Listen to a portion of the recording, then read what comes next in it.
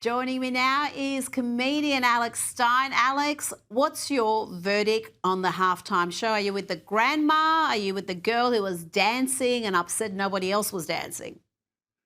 Well, I was watching Turning Point USA, dominate with Kid Rock, but I'll have to admit that I did go and watch it after the fact. And I think my least favorite part were the two guys gyrating together next to the pickup truck. I don't understand why that was necessary. And on top of that, in the fake bodega that they used for the set decoration, they put "We accept EBT." It's like, I mean, give me a break. If this is not the biggest virtue signal fest I've ever seen in my life, I mean, literally, it was the worst halftime Super Bowl show I've ever seen, and it didn't appeal to anybody. And they're going to make the argument, oh, they're trying to appeal to new fans. Well, why not try to make the current fans happy? And that's the problem with all these big corporations. They don't care about the people that support them the most. Most NFL fans probably don't know too many of Bad Bunny's songs, even if he was singing in English. Now, the Washington Post is being comprehensively mocked for this hot take on the performance.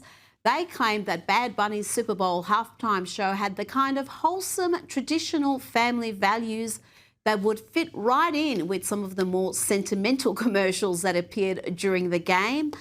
Now, really, Washington Post, is this what you see as wholesome and traditional family values type entertainment, Alex? They have a fairly different view of wholesome than most of us.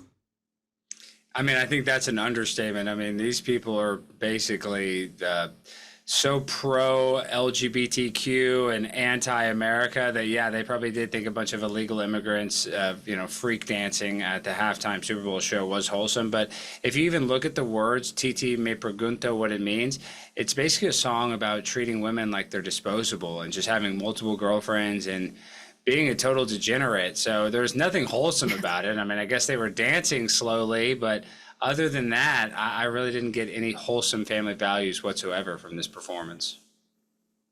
No, and I was going to go through some of those lyrics. Obviously, the lyrics were sung in Spanish, but the translations are really not fit for a family program, so we can't even tell you the lyrics. I have no problem with risque lyrics, but Washington Post describing it as wholesome is just a little bit rich. Now, Bad Bunny surprises more than 50 million followers on Instagram by deleting every single one of his posts hours after his controversial performance. Why do you think that is, Alex? Why would he delete essentially his profile? Well, I noticed that today. I was just covering it, and then I looked at his account and all the pictures were gone.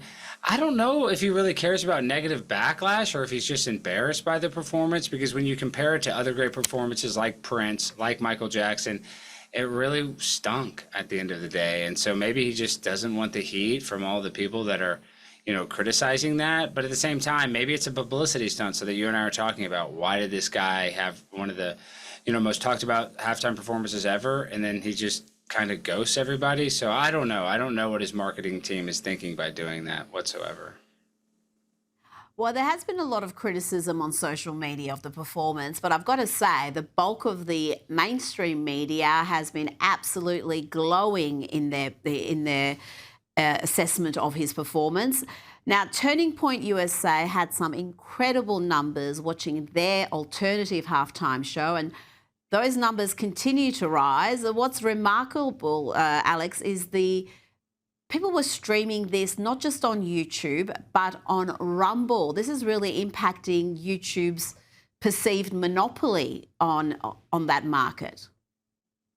Oh, of course. And, what's really funny, though, about Turning Point is some of the criticisms they're facing, after the fact, which I think are really unnecessary and unwarranted, is people don't like that Charlie Kirk, the difference between him and other conservatives, he wanted to make being a conservative cool. He loved the fireworks. He loved, going against the counterculture. He was the counterculture. And in the counterculture, I feel like Turning Point won this, because even though there's 120 million people watching the Super Bowl, the fact that 10 million people also turned into Turning Point USA, I mean, that's a huge victory. And it wasn't necessarily just for Kid Rock. It was because people want to actually watch something that they can, I guess, relate to. And most of the fans can't relate to Bad Bunny. By the end of the week, well, yeah, exactly. But by the end of the week, we'll bring you the totals there, because those Turning Point USA numbers are continuing to go up, so we can make a better comparison at the end of the week. Alex Stein, thank you so much for your time.